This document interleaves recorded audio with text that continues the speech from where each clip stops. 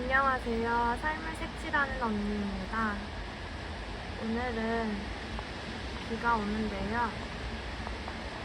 비 오는 날 제가 지난 여름 읽었던 책의 한 부분을 읽어보려고 합니다.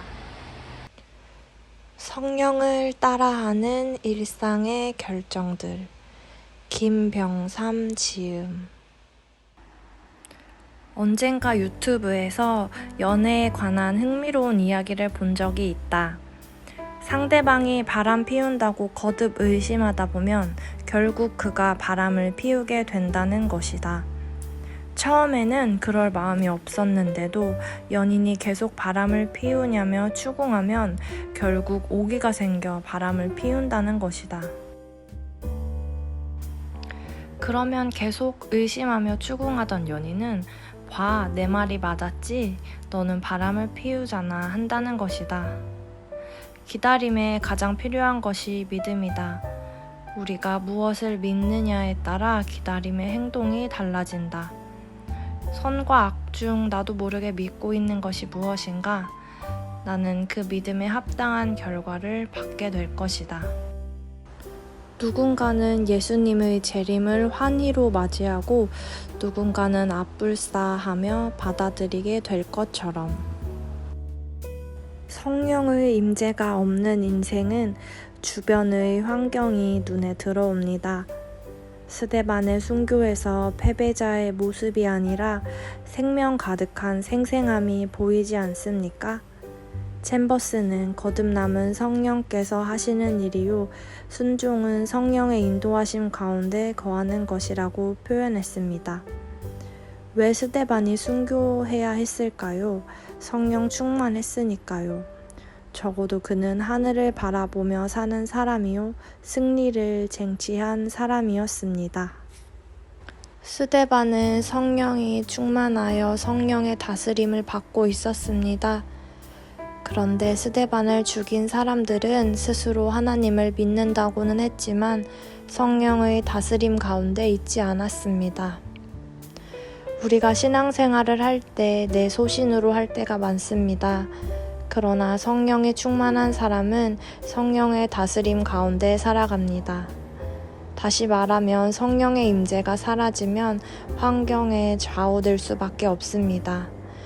성령의 다스림 가운데 있다는 명확한 증거 중에 하나는 하늘을 바라보는 인생이 되는 것입니다. 하늘을 바라보는 인생은 땅을 볼 때보다 훨씬 넓고 큰 것을 보게 됩니다. 내 경험과 이성과 지식에서 나온 계획이 완벽한 것 같지만 한 치 앞도 모르는 인간의 계획일 뿐입니다. 그러나 하나님의 계획은 완전합니다. 하나님은 실수가 없으신 분입니다. 역사의 주인이시며 그분 손에 모든 만물이 붙들려 있습니다. 그래서 나의 때와 방법보다 하나님의 때와 방법이 가장 좋습니다.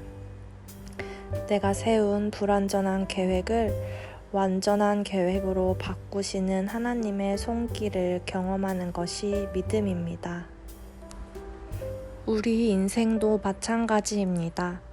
불완전한 나를 의지하는 것보다 하나님이 보여주시는 길을 따라가는 것이 가장 완전합니다.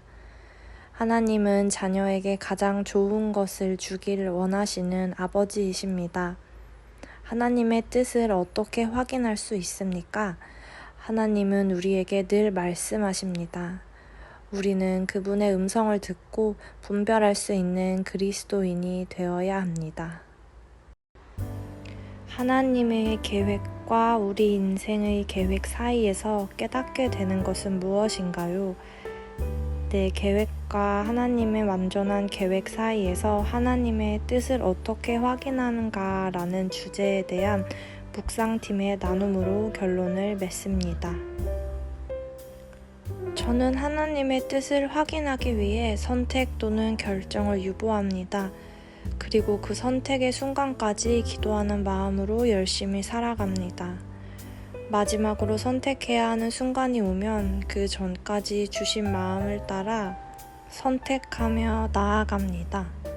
설령 그 선택이 선하지 않았더라도 그 과정 가운데 주님과 동행했고 앞으로도 동행할 거라는 믿음으로 나아갑니다. 왜냐하면 하나님은 이 모든 일로 선을 이루실 수 있는 분이기 때문입니다. 저는 성령님과 동행하는 과정을 통해 주님을 알아갑니다. 계획, 뜻에 대한 판단은 오직 주님만이 하십니다. C.S. 루이스의 우리가 얼굴을 찾을 때까지의 이런 대목이 있습니다. 주여, 이제는 당신이 왜 대답하지 않으셨는지 압니다. 당신 자신이 대답이십니다. 모든 질문은 당신의 얼굴 앞에서 사라져 버립니다. 다른 무슨 대답을 들은들 만족하겠습니까? 다 말뿐입니다. 우리는 자신의 뜻을 관철하기 위해 합리적이라는 말로 포장할 때가 많습니다. 합리적이란 이론이나 이치에 합당한 이란 뜻입니다. 그러니 합리적이란 말은 이성적이고 정당하다는 의미를 갖추고 있습니다. 그러나 우리는 이 말을 내 뜻을 관철하는 범주에서 더 많이 사용하는 것 같습니다. 내 뜻에 맞으면 합리적인 것, 내 뜻에 맞지 않으면 불합리한 것으로 생각합니다. 하지만 믿음의 사람들은 나의 합리적인 계획을 하나님의 완전한 계획 안에서 생각해야 합니다. 어떤 사람은 이 글을 읽고 이렇게 생각할지 모릅니다. 그래, 내가 계획 세워봤자 아무 소용없지. 하나님 알아서 하세요. 그런데 이 말은 그런 뜻이 아닙니다. 하나님 앞에 하나님은 인간의 계획대로 일하시는 분이 아니군요. 주님의 계획이 옳습니다 라고 고백할 수 있는 사람은 자기 계획을 세워본 자라는 것입니다.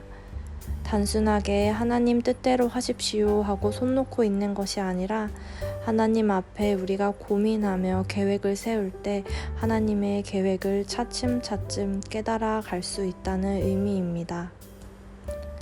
아마도 바울이 성령의 인도하심을 인정하게 되었을 때 챔버스와 동일한 고백을 하지 않았을까요? 기도의 목적은 내 계획을 이루기 위해 하나님께 강요하는 것이 아닙니다.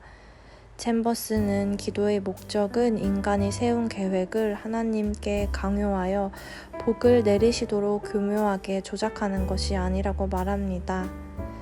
그에게 기도는 하나님의 뜻을 이루어 가기 위해 그분과 함께 걷기 위한 것이었습니다.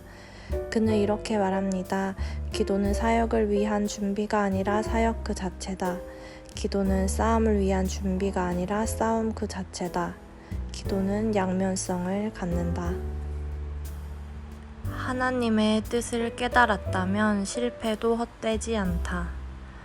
바울이 자신의 계획을 포기하고 나서 다다른 곳 드로아에서 환상을 봅니다.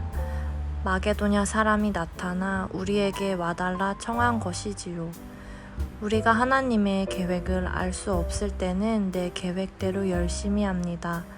그런데 하나님이 막으심이 분명하다면 멈추어 서야 합니다.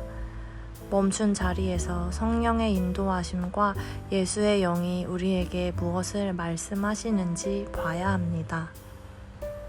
상상해 보세요. 전도의 길이 막혔을 때 바울은 얼마나 힘든 시간을 보냈을까요?